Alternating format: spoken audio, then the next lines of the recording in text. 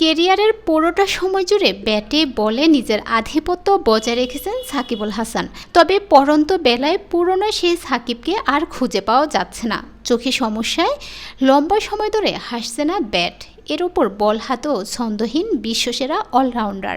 স্বাভাবিকভাবেই সাকিবকে একাদশ থেকে বাদ দেওয়ার দাবি তুলেছেন ভক্তরা। এ বিষয়ে নিজের ভাবনা জানিয়েছেন দেশসেরা ব্যাটার তামিম ইকবাল।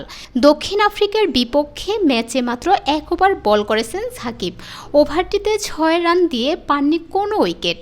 আবার ব্যাট হাতে বাজে শট খেলে উইকেট বিলিয়ে দিয়েছেন এই অলরাউন্ডার। স্বাভাবিকভাবেই তাকে নিয়ে শুরু হয়েছে সমালোচনা।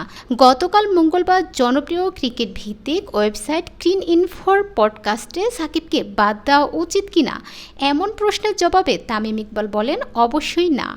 আমি মনে করি তার ফর্মে ফেরাটা জরুরি। সে একজন অভিজ্ঞ বোলার। সে লম্বা সময় ধরে বিশ্বের 1 নম্বর বোলার ছিল। তাই সে যদি 4 ওভার বোলিং না করে তার মানে এখানে কোনো সমস্যা আছে। সাকিবের ব্যাটিং প্রসঙ্গে তামিম বলেন, চোখে সমস্যার কারণে সাম্প্রতিক সময়ে শর্ট বল খেলতে সমস্যার মুখোমুখি হচ্ছেন সাকিব। আমি মনে করি এটা নিয়ে তার আরও কাজ করা উচিত এবং দেখা উচিত ভবিষ্যতে খেলাটাকে সে কীভাবে নেবে।